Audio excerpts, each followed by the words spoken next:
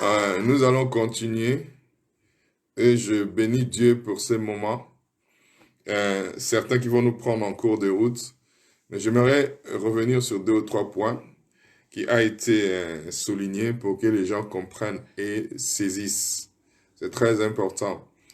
C'est un enseignement qui est nouveau pour certaines personnes, pour d'autres c'est déjà un enseignement ancien, mais l'Église doit rentrer dans la dimension qui est la sienne, afin qu'elle puisse vivre le bienfait de la raison pour laquelle Jésus-Christ est venu sur terre, la raison pour laquelle il est mort, la raison pour laquelle il est ressuscité. Il y a des choses qui nous appartiennent, que nous devons connaître et être en mesure de pouvoir les utiliser dans notre vie parce que il y a certaines prières qui sont faites par nous qui n'auront plus d'exaucement. Parce que Dieu a déjà mis à la disposition de ses enfants des choses qui lui appartiennent. Et ces enfants sont censés connaître ces choses afin de pouvoir les utiliser dans leur vie. Donc nous parlons de l'institution de la Sainte Seine. La Sainte Seine n'est pas un acte anodin, ni un rituel normal. C'est une institution divine qui a été ordonnée et établie par Dieu dans l'objectif de donner aux enfants de Dieu la bénédiction. Mais nous avons été enseignés comme si la Sainte Seine était une institution qui punissait ou qui détruisait les enfants de Dieu. La raison est simple. Beaucoup d'entre nous, nous ne savons pas pourquoi nous avons été appelés par le Seigneur. Bonjour Blaise Gombe, bonjour Guy Kalemba. Bonsoir, pardon, bonsoir. Et nous devons comprendre et saisir la raison pour laquelle Dieu nous a appelés. Et quand nous comprenons toutes ces raisons-là, nous arrivons à bien assimiler l'institution de la Sainte Seine. La Sainte Seine n'a pas simplement commencé le jour de la Pâque. La Sainte Seine a été établie même dans notre relation avec le Seigneur parce que nous sommes des fils d'Abraham. Dieu, quand il s'est révélé comme Melchizedek, le Dieu très haut, il a établi une alliance avec Abraham au travers de la Sainte Seine. Donc nous devons comprendre que cette institution a un impact dans notre vie et dans notre marche avec le Seigneur. Et vous allez vous rendre compte que Dieu a fait plusieurs miracles. Le chiffre 12, c'est le chiffre de l'établissement. Le chiffre où on met des choses en place, du gouvernement, de l'autorité. Ok? Et nous nous rendons compte que quand Dieu fait ces miracles dans la 10e plaie, Dieu amène quoi? La Sainte Seine. Et il dit c'est une institution inamovible qui ne changera jamais. Il dit institution qui est établie pour que on en parle, on puisse le commémorer, qu'on puisse se souvenir d'eux, en sorte que cela soit pérennisé de génération en génération. Ça, c'est ce que Dieu a dit. Et Jésus-Christ, avant qu'il soit crucifié, lui-même a servi la Sainte Seine. Nous allons voir certains éléments. Donc, la Sainte Seine, je reviens, c'est le canal par lequel Dieu nous donne une santé divine. Pas la santé, non, mais la santé de Dieu divine. Et nous avons vu hier, la nature de Dieu est de guérir. Dieu n'est pas venu pour détruire les gens, pour punir les gens, non. Dieu a puni une personne à la place de l'humanité entière, Jésus. Hier, je me suis encore donné le temps, la possibilité de visionner, de regarder La Passion du Christ, le film qui a été réalisé, produit par Mel Gibson, pas Jésus de Nazareth, qui a été fait par Franco Zeffirelli. Mais La Passion de Christ, réalisé, produit par Mel Gibson, où il explique la passion de Jésus pour l'humanité. C'était quoi? De sauver l'humanité. Donc la nature de Dieu, nous avons vu hier, c'est d'aller de lieu en lieu à la personne de Jésus, faisant du bien et guérissant tout ce qui était, vous devez le comprendre, c'est très important, sous l'emprise, pas des démons, du diable. Il a guéri, il n'a pas dit délivrant, guérissant. Il utilise le mot guérison, c'est profond, c'est très important. Nous le saurons tout au long de notre enseignement. Et nous avons vu que Dieu a fait sortir les enfants d'Israël. Et parmi eux, il n'y avait pas des gens qui chancelaient. Chanceler veut dire quoi? Des gens qui avaient la faiblesse physique, la faiblesse de santé. Ils étaient complets, total. Ils étaient parfaits. Et ils ont fait 40 ans dans le désert sans prendre aucun médicament, sans aller dans aucun hôpital. Simplement, ils sont rentrés avec la force qu'ils ont pris au travers de la Sainte Seine qui les a fortifiés. Et nous avons vu que prendre le corps de Christ apporte la guérison. Prendre le corps de Christ apporte la guérison. Pour quelle raison? Parce que c'est sa nature. Alors, je vais revenir sur un point qui est important. Qu'est-ce qui fait qu'aujourd'hui, beaucoup d'enfants de Dieu ne bénéficient pas de ce bienfait? Parce qu'il y a une mauvaise interprétation et une mauvaise explication des Écritures. Nous reprenons 1 Corinthiens 11, verset 29 à 30. 1 Corinthiens 11, verset 29 à 30 nous explique il y a une seule raison. La seule raison qu'il y a dans 1 Corinthiens 11 à 30, c'est que les enfants de Dieu ne discernent pas le corps de Christ. Pour quelle raison? Parce que simplement nous avons été enseignés que le corps et le sang de Jésus servait à une seule chose, servait pour le pardon du péché.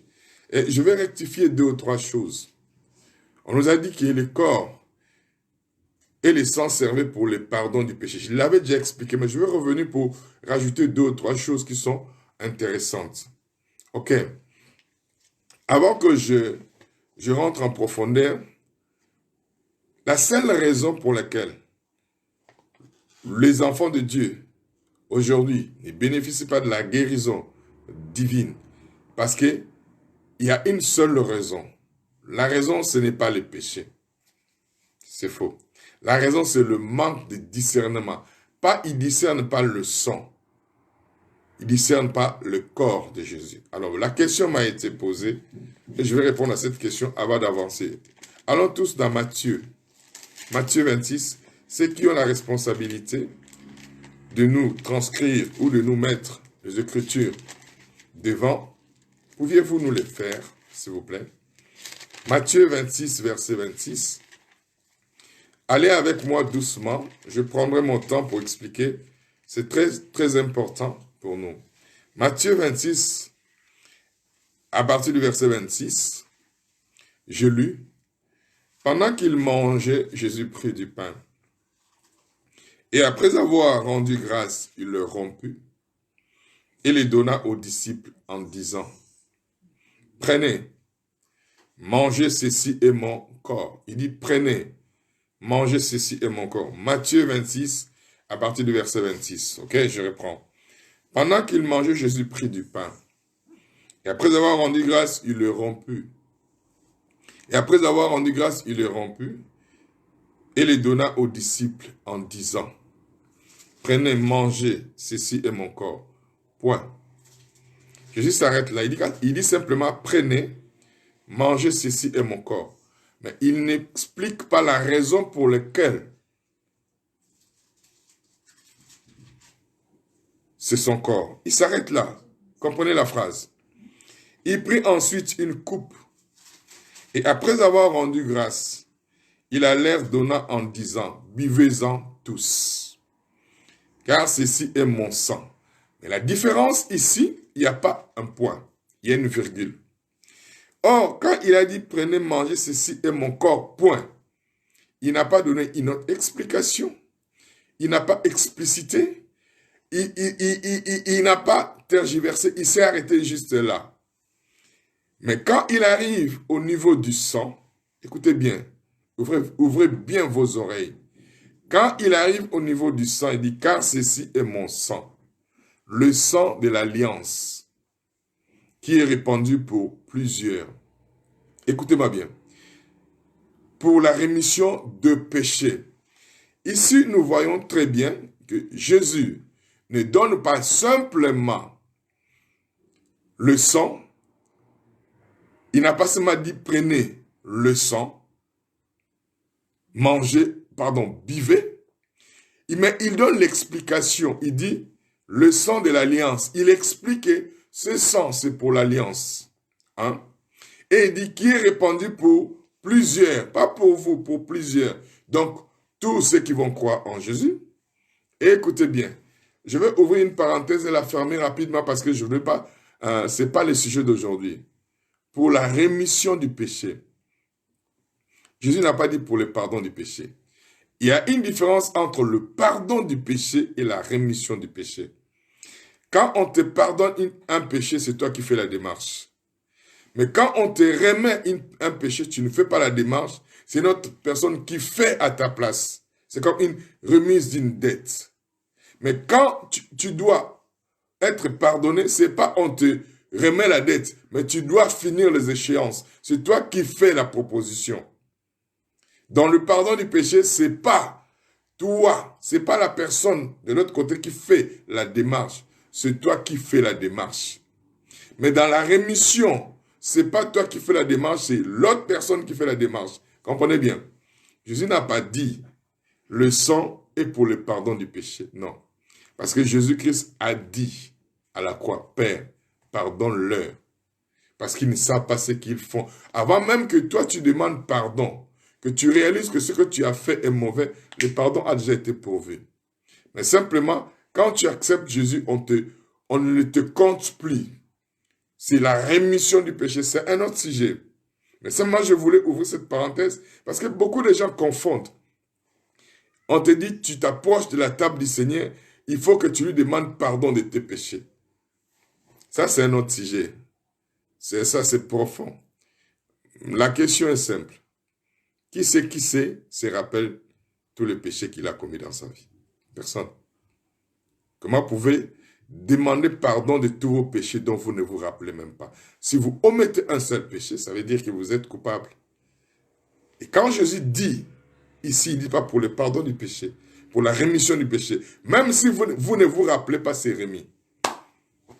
Mais l'Église n'a pas expliqué les choses tout d'abord de cette façon. Donc, je suis en train d'ouvrir quelque chose pour vous montrer que Jésus a expliqué la raison pour laquelle le sang a coulé.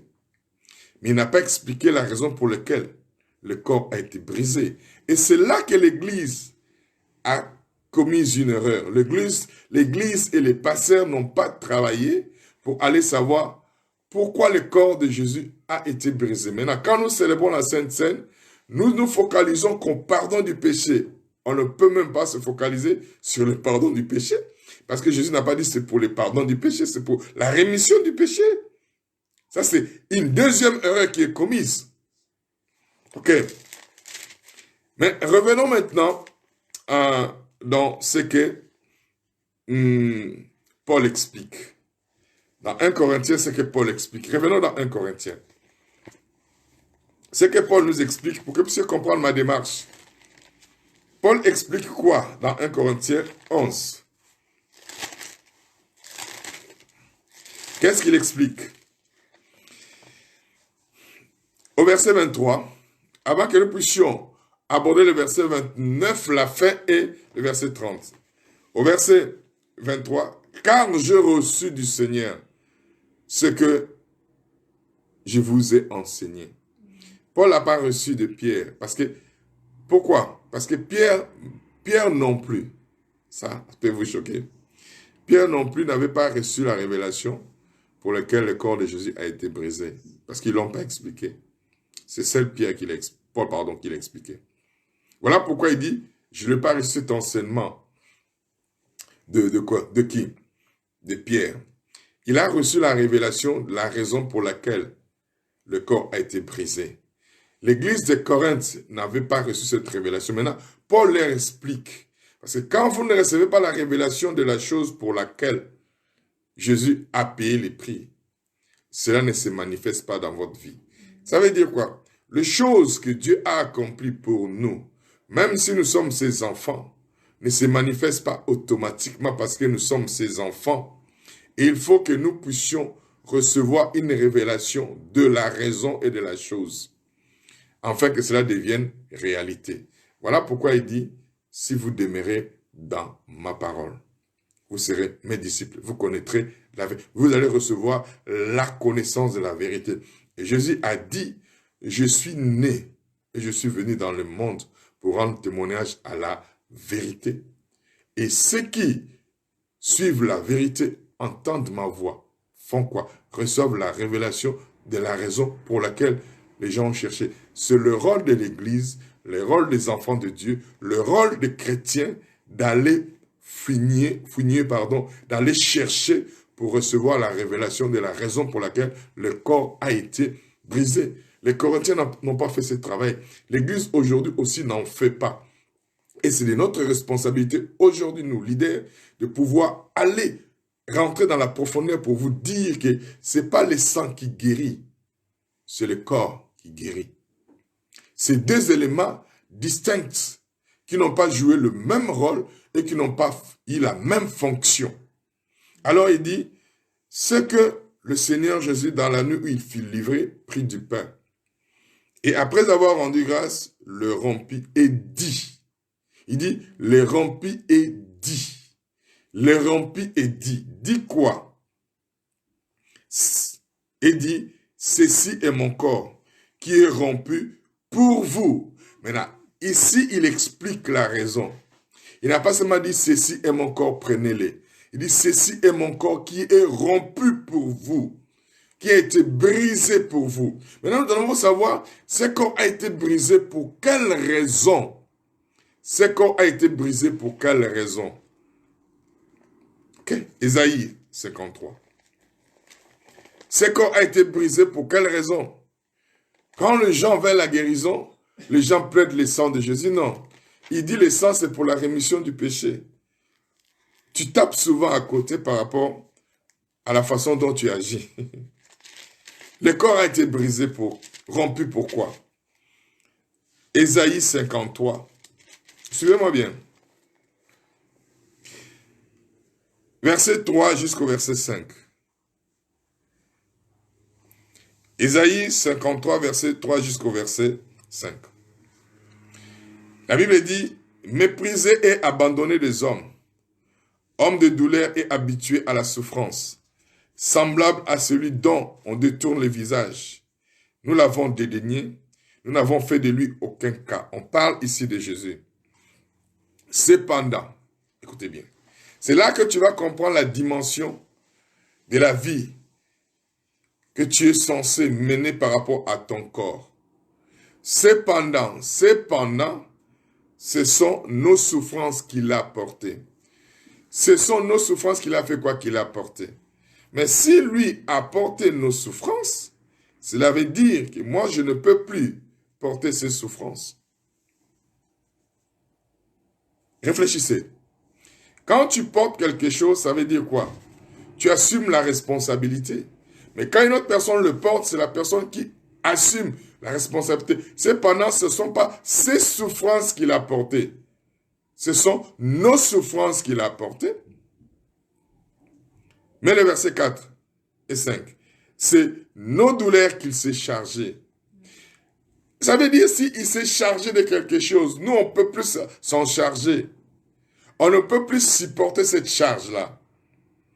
Et nous l'avons considéré comme puni, frappé de Dieu et humilié. Mais maintenant, ma question, si Jésus a été considéré comme puni, il a été puni à la place de qui? À ma place? Pourquoi dois-je encore être puni? Pourquoi le jugement divin doit encore tomber sur moi? Alors que c'est lui qui a porté à ma place. Et il dit, frappé de Dieu. Les gens disent, oui, Dieu m'a frappé. Si Dieu te frappe, tu meurs. Regardez.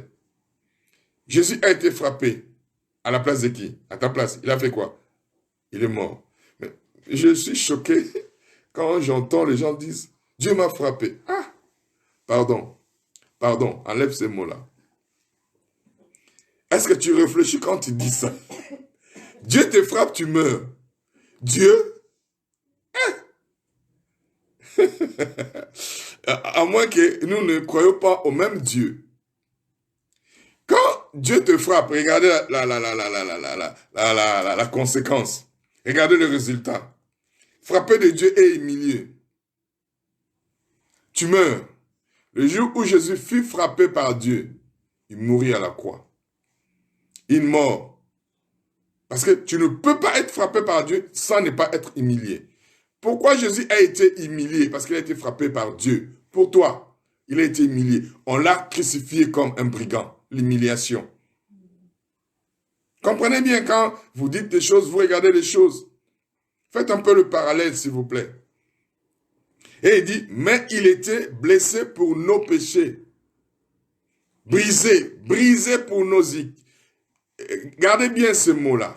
Brisé pour nos iniquités. Ça veut dire quoi? La malédiction générationnelle vient de l'iniquité. Jésus a été brisé pour ça. La maladie du sang, la maladie, ou quand vous allez chez le médecin, on dit, vous avez des antécédents par rapport à vos parents. Maintenant, Jésus-Christ a été brisé. Tu ne peux plus, toi, jouir de toutes ces choses-là. Tu ne peux plus vivre ces choses. Mais Jésus a été brisé pour ça. Pour nos iniquités, les châtiments. Châtiment veut dire jugement. Châtiment veut dire condamnation. Châtiment veut dire punition.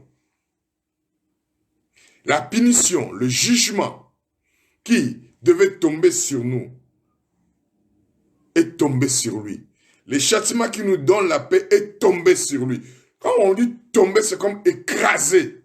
À écraser Jésus-Christ. Et tu ne peux pas être écrasé. Et il dit, c'est par ce meurtre sûr. Écoutez bien. Voilà. C'est par ce meurtre sûr que nous sommes guéris. Je conseillerais à tout le monde de prendre le temps. Vous êtes à la maison. Essayez un peu d'utiliser votre temps d'une manière qui vous soit un peu instructive. Ok? Prenez le temps de visionner aujourd'hui La Passion de Christ de Mel Gibson. Essayez de voir des images. Vous allez voir comment Jésus a été torturé. Tout cela pour toi. Essayez d'avoir cette image-là de la Bible dans ce film. Voyez un peu. Et réalisez un peu. Et tu vas comprendre que souvent, tu n'as pas saisi ce que Jésus a accompli pour toi. Ce n'est pas pour lui. La Bible dit, c'est par ce meurtre-ci que nous sommes guéris. Ce n'est pas par le sang. Le sang remet les péchés, efface les péchés, atteste l'alliance, parle pour ton alliance. Mais c'est le corps qui te guérit. Alors, quand tu prends la Sainte Seine, il y a deux éléments distincts, le pain. Et si tu ne sais pas différencier cela, tu ne jouis pas du bienfait de la raison pour laquelle Jésus est allé à la croix. Tu ne jouis pas du bienfait de la raison pour laquelle son dos a été flagellé. Regardez un peu la Passion de Christ, je vous encourage. Regardez les fouets qui ont été utilisés pour frapper Jésus. Parmi ces fouets, les derniers qui ont été utilisés, il y avait tout au bout, de croches comme de clous. À chaque fois quand on frappait sur son dos, ces clous-là s'accrochaient à la chair de son dos et il tirait comme ça. Des parties de chair tombaient par terre. Vous savez pourquoi? Parce que c'est cette chair-là que toi, quand tu célèbres la Sainte Seine, que tu manges. Parce qu'il dit, ceci est mon corps. Il dit dans Jean 6, je donnerai ma chair pour la vie du monde. Ce terme-là, vie du monde, ne veut pas dire la vie éternelle. Non. Pour que ceux qui sont dans le monde reçoivent ma santé divine. C'est différent avec le terme vie éternelle, Zoé, dans Jean chapitre 6. Il dit, je donnerai ma chair pour la vie du monde, pour la bonne santé et la guérison des personnes qui vont m'accepter. Et quand on flagellait son dos, on tirait avec cette fouet-là qui avait des croches, qui rentraient dans son dos, des morceaux de chair tombaient par terre. C'est la raison pour laquelle, après, il fallait que Marie et Marthe viennent pour rassembler cette chair-là dans de linceul. Il a payé les prix pour toi. Ce n'est pas un acte anodin que tu fais. Quand il dit, prenez, mangez, ceci est mon corps, il sait ce qu'il dit. qui a été rompu, brisé pour vous, afin que vous deveniez entier, parfait. Donc, ce n'est pas quelque chose d'imaginaire, ce n'est pas quelque chose parce que je vais vous le faire, non. Je connais la dynamique, je connais la puissance, je connais la vie qu'il y a dans le corps de Jésus et la manifestation de la vie qui se manifeste dans la Sainte Seine. Et le diable a peur de ça. Le diable connaît la dimension.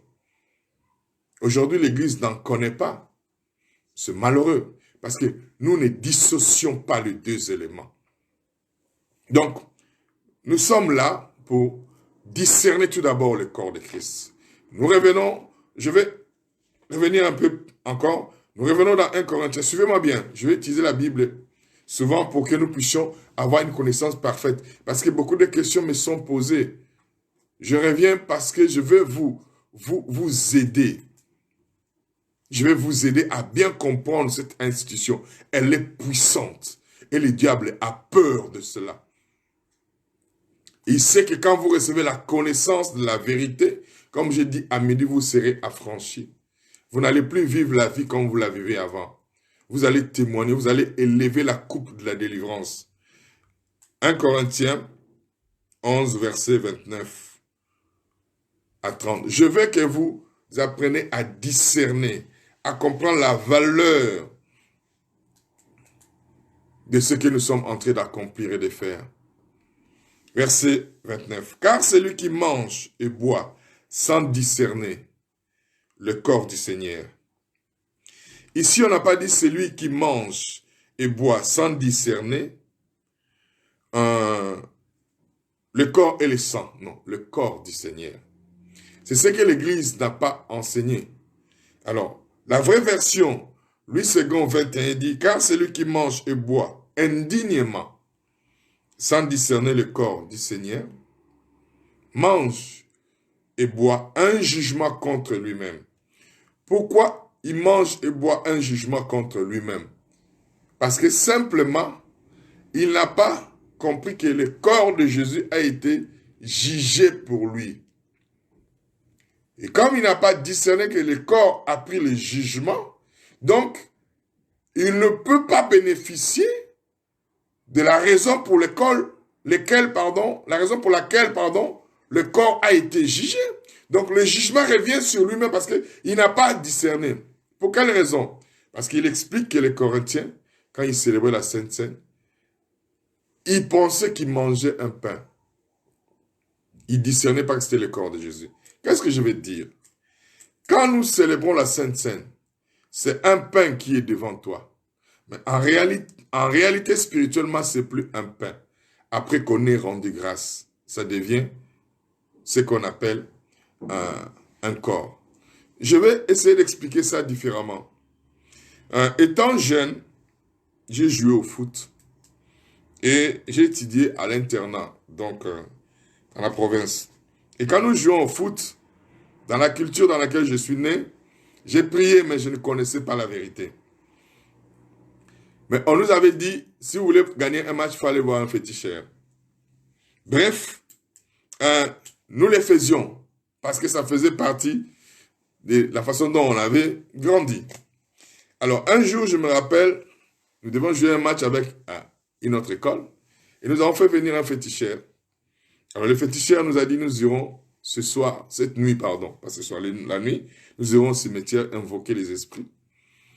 Et nous allons travailler les matchs, comme ils disent. Bref, alors il nous a dit, qui sont ceux qui veulent marquer de but? Moi, comme j'étais attaquant, j'ai dit moi. Mais dit, mais il y a une conséquence. Vous allez acheter des œufs et des noix de cola, les macasses, comme on dit chez nous. Vous me l'amenez. Mais je vous préviens, si vous cassez ces œufs-là, vous devenez fou ou vous mourrez. Donc, il faut réfléchir. Alors, moi, comme j'étais un Français, je dis, je ne vais pas casser les œufs. Donc, j'ai été acheter 2 œufs. Il y a un de mes amis qui en a acheté un. Et nous sommes venus avec les noix de cola. Écoutez ce que je vous explique. Parce qu'on va les transposer dans le Seigneur. Alors, nous avons acheté des œufs. Et la nuit, il a travaillé ce qu'il devait travailler. Il a fait des incantations. Et il a dit des paroles. À la fin, il a pris les noix de cola, il a mâché, et il a jeté sur les œufs en parlant. Comprenez ce que je vais vous expliquer. Il a parlé. Et quand il a fini de parler, on a senti comme s'il y avait quelque chose qui s'est passé. À ce moment-là, il dit, c'est fini. Nous allons gagner les matchs.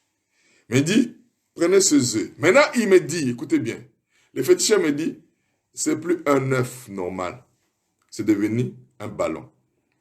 Comprenez ce que je veux dire? C'est devenu un ballon, donc ne le casse pas.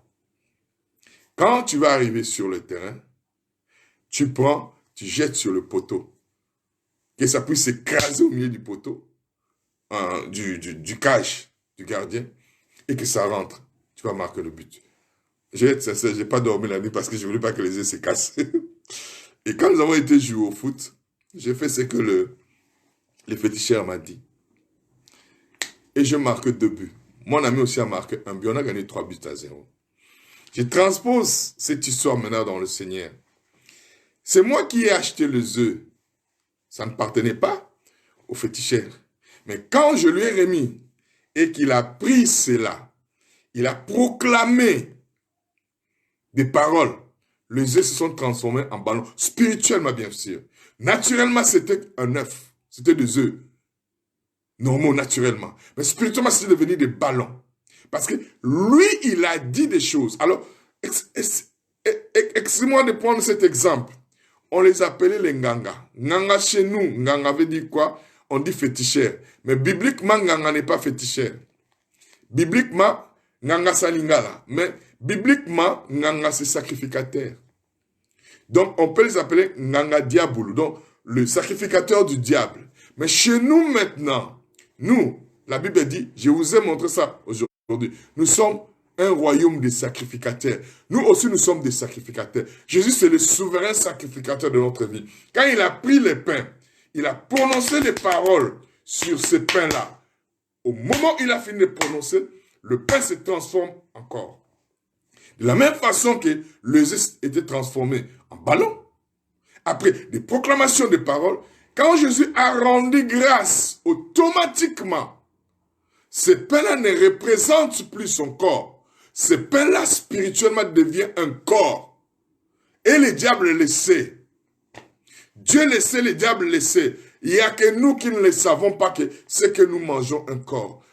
Maintenant, dis-moi, comment tu peux manger un corps sain, un corps puissant, un corps glorieux, et que tu sois malade? Explique-moi.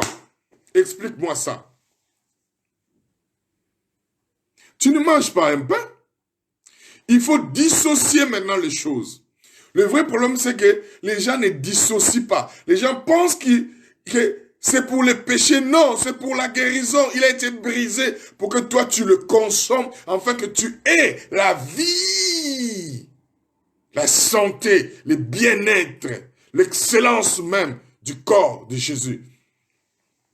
Tu ne peux pas rester la même personne, c'est impossible. Je te dis, c'est impossible. Comprends ce que je suis en train de te dire. C'est impossible. Il faut que tu discernes. Il faut que tu discernes. Discerne bien ce que tu es en train de faire. Tu ne peux pas manger. Je vais revenir encore. Tu sais pourquoi je suis en train de te parler ainsi? Je vais t'amener là où Dieu veut que toi et moi nous soyons. 1 Jean 1. Je pense que tu me saisis. Je crois que tu me comprends. Et je crois que le diable ne peut plus avoir la suprématie sur toi. Parce que tu deviens, quand tu prends le corps, tu deviens un avec Jésus. Et quand tu deviens un avec Jésus, la force qui est en Jésus, c'est la même force qui est en toi. La vigueur qui est en Jésus, c'est la même vigueur qui est en toi. La santé qui est en Jésus, c'est la même santé qui est en toi. 1 Jean 1, à partir du verset 1. Je suis en train de m'atteler à vous apporter cette connaissance, afin que vous soyez affranchis.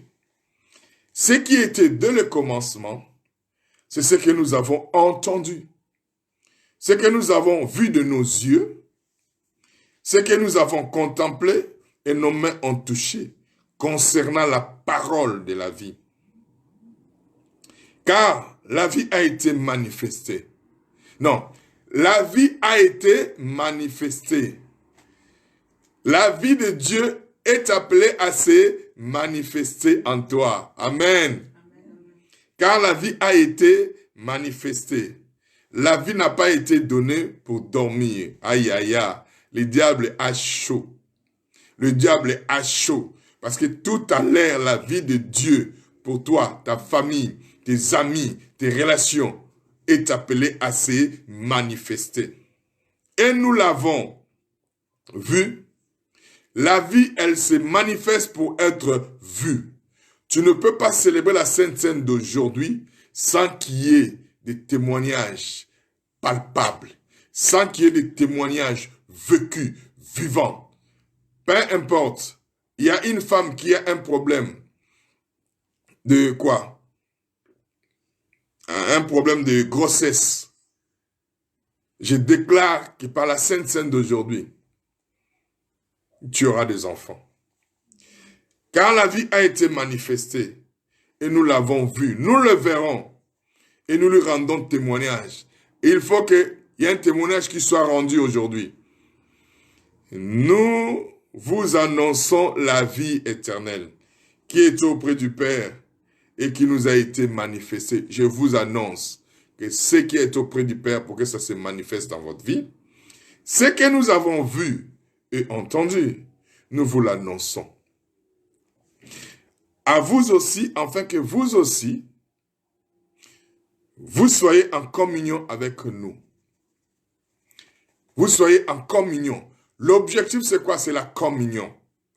L'objectif, c'est que vous soyez en communion. Communion veut dire quoi? Commun, ensemble, la même chose. Or, notre communion est avec le Père et avec son Fils Jésus. Et nous écrivons ces choses afin que notre joie soit parfaite. Je vous enseigne ces choses, pas pour que vous soyez dans le malheur, que votre joie soit parfaite. Parce que quand tu célèbres la Sainte Seine, tu es en communion avec le Père et le Fils. Tu ne peux pas être en communion avec le Père et le Fils et rester la même personne. C'est impossible. C'est impossible. 1 Corinthiens 1. 1 Corinthiens 1. Je ne te parle pas de moi. Je parle de la fidélité de Dieu pour ta vie. Quand tu communies avec lui, tu reçois le meilleur de Dieu. Quand tu communies avec lui, tu reçois la vie de Dieu. Je veux que cette communion t'apporte le changement, la transformation, t'apporte la vie que Dieu a préparée pour toi. 1 Corinthiens 1, verset 9. Verset 9. Dieu est fidèle, lui qui vous a appelé à la communion. Dieu ne t'a pas appelé à la souffrance. Dieu ne t'a pas appelé à la désignon. Dieu est fidèle, lui qui vous a appelé à la communion de son Fils, Jésus, Christ notre Seigneur. Comment il peut t'appeler à la communion avec lui et te dire, si tu prends la communion, tu vas tomber malade. La raison pour laquelle les gens ne bénéficient pas du bienfait de la Sainte Seine, c'est parce qu'ils ne discernent pas le corps de Christ. Pourquoi le corps a été brisé?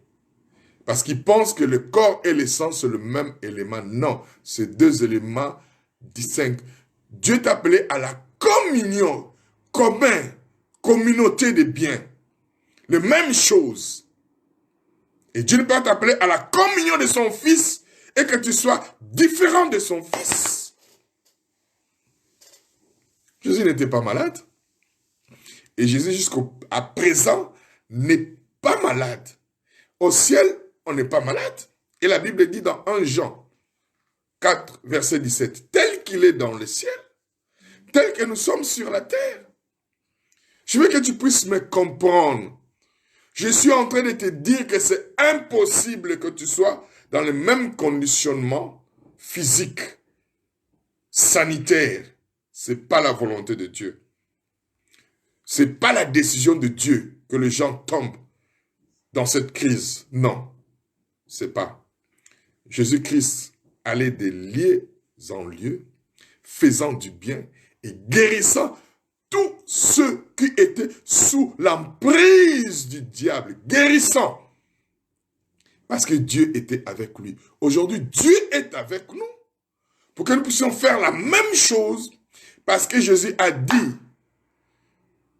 comme le Père m'a envoyé, comme le Père m'a envoyé, je vous envoie. Je suis envoyé vers vous pour vous dire, non, vous n'êtes pas victime du diable et vous ne le serez pas. Si vous l'avez pensé, enlevez cette idée, cette pensée. Vous êtes plus que vainqueur par celui qui vous a aimé. Il nous a appelés à la communion. On ne peut pas communier avec le Fils de Dieu et rester la même chose. On ne peut pas être dans l'union avec lui et rester la même personne. Frères et sœurs, je crois que la Sainte Seine ajoutera des années à nos vies et de la vie à nos années. Je le crois. Je crois de tout mon cœur que la Sainte Seine ajoutera des années à nos vies et de la vie à nos années. Je vais finir simplement, excusez-moi, par ceci. Je veux que tu me comprennes, que tu me saisisses. Donc, la raison pour laquelle les Corinthiens devaient être faibles et malades était leur manque de discernement du corps de Christ. Si nous discernons le corps de Christ, nous aurons la santé, le bien-être qui réside en lui. Puisque la vérité est parallèle, cela signifie que si nous discernons le corps de Christ, nous aurons la santé. Alors, c'est une question de logique. Le contraire de l'autre amène les résultats contraires. Ça veut simplement dire que nous discernons, si nous discernons ce que le corps de Christ est, nous serons, au lieu d'être faibles, nous serons forts. Nous serons en bonne santé et nous allons vivre longtemps. J'aimerais que toi, tu apprennes à discerner le corps de Christ. Quand tu viens communier avec lui, ce n'est pas un pain que tu consommes, c'est le corps que tu prends. Je vais finir par ces versets. Nous allons revenir demain. Nous allons prendre le temps de prier. Prenez avec moi Jean 6, c'est le dernier verset. Nous allons continuer demain, nous avons encore du temps. Jean 6. Je veux que tu me comprennes, que tu me saisisses.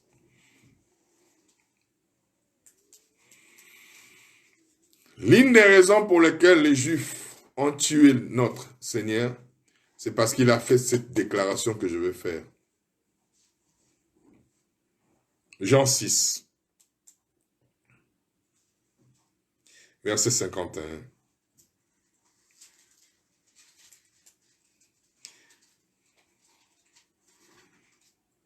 Jean 6, 51. Jésus dit ceci, regardez bien, il explique maintenant d'une manière littérale ce que je suis en train de vous dire. Ici, il n'y a pas de confusion. C'est une explication claire et précise d'une manière littérale. Parce que nous avons l'interprétation en français. Mais en araméen, parce que Jésus ici, quand il parlait aux Juifs, il parlait en araméen. En araméen, quand il a parlé, il a utilisé un mot qui veut dire tchou. Tchou veut dire mâcher. Pour nous, c'est manger. Mais ici, Jésus utilise le mot tchou. Tchou qui veut dire quoi? Mâcher. Qu'est-ce qu'il dit?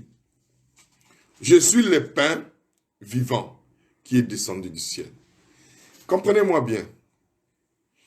Je peux dire comme l'ancien président congolais, Zaïroua Mobutu, comprenez mon émotion. Comprenez ce que je suis en train de dire ici. Je suis le pain vivant qui est descendu du ciel. Attendez, vous avez déjà mangé un pain qui est vivant. Des fois, on lit certains mots, on ne saisit pas. Il n'a pas dit je suis le pain de vie, je suis le pain vivant. Ça veut dire quoi? Quand tu me manges, tu ne manges pas un pain qui est rassis, qui est resté, non. Le pain qui est vivant. Comment tu peux manger un pain vivant et être mort? Explique-moi un peu. Il n'a pas dit je serai, je suis. Le pain qui est vivant, qui est descendu du ciel. Si quelqu'un mange de ces pains, le verbe manger ici n'est pas un verbe explicatif ou un verbe, je ne sais pas, pour expliquer. Non, c'est chew. En araméen veut dire que si tu mâches ces pains, c'est mâcher.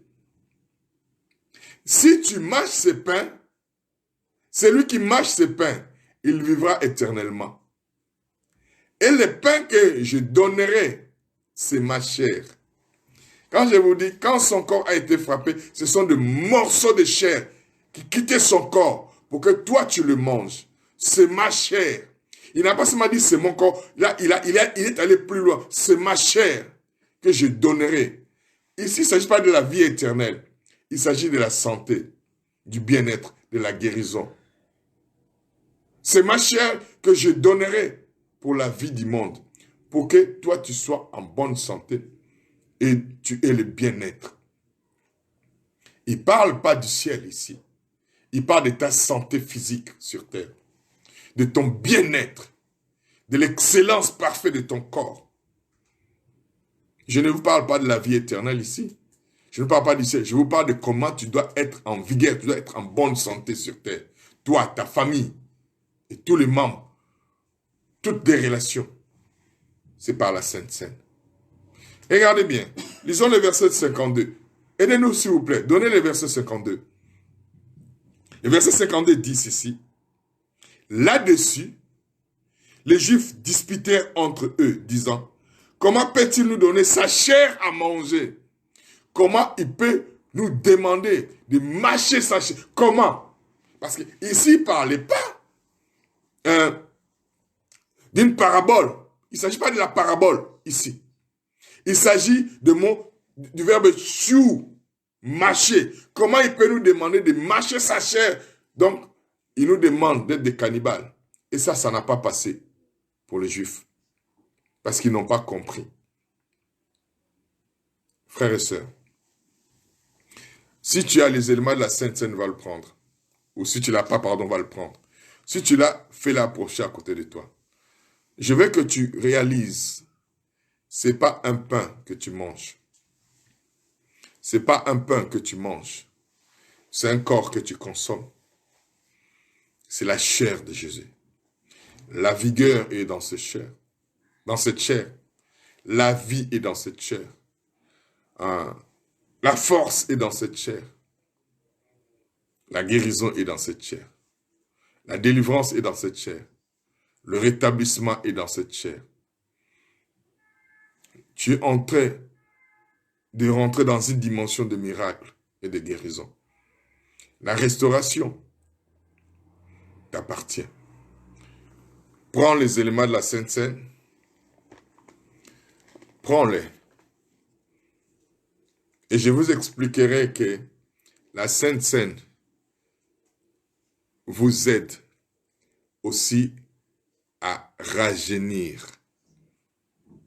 À rajeunir. Ça vous rajeunit, la Sainte Seine. Ça ne vous donne pas simplement la guérison et le bien-être. Ça vous rajeunit. Ça restaure vos cellules. Ça immunise votre système de santé immunitaire. Beaucoup de gens ne le savent pas.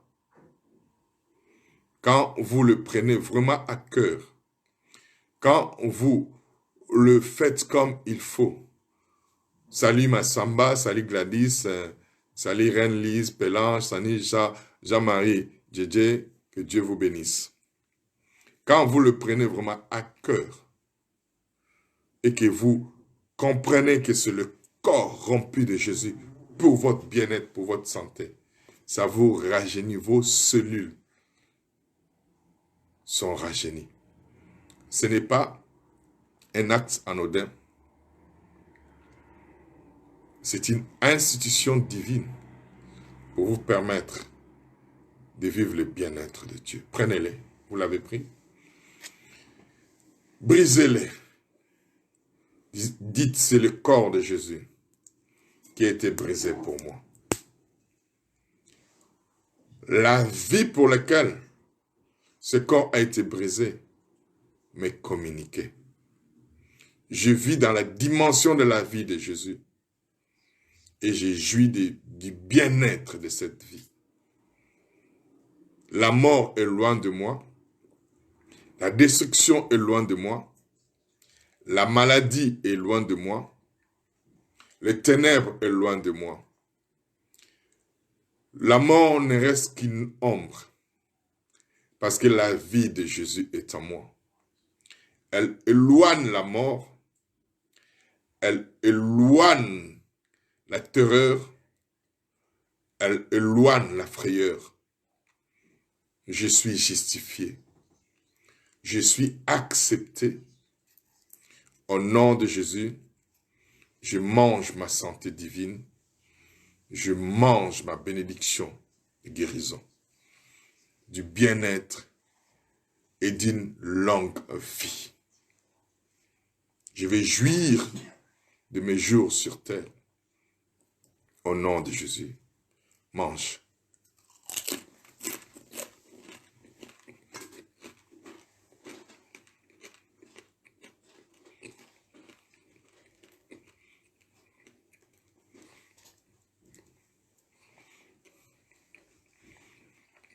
La Bible dit, il prit la coupe.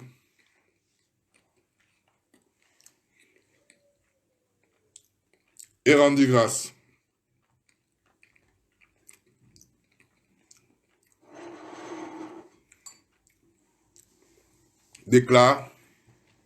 Je déclare que cette coupe est la coupe d'une alliance nouvelle. Pas pour le pardon du péché, mais pour la rémission du péché. Tous mes péchés me sont remis. Je suis libéré, accepté. En ce moment, le sang de Jésus parle pour moi, pour ma famille, pour mes amis, pour mes relations. Ce sang dit, acquitté, libéré, accepté, justifié, délivré. Au nom de Jésus, je crois que dans cette alliance, aucune parole divine restera sans effet. Toutes les bonnes paroles qui sont prononcées par l'Éternel sur moi, sur ma famille, sur mes relations, sur mes amis, s'accomplissent.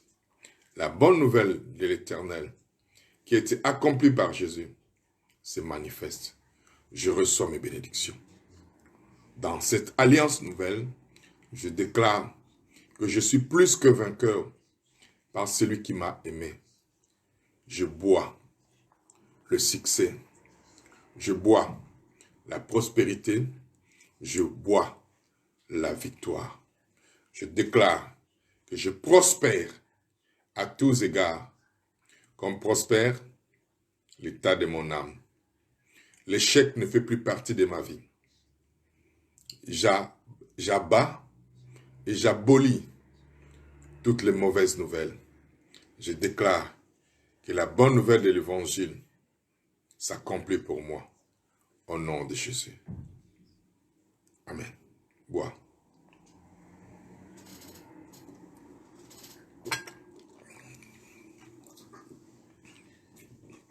J'aimerais qu'ensemble,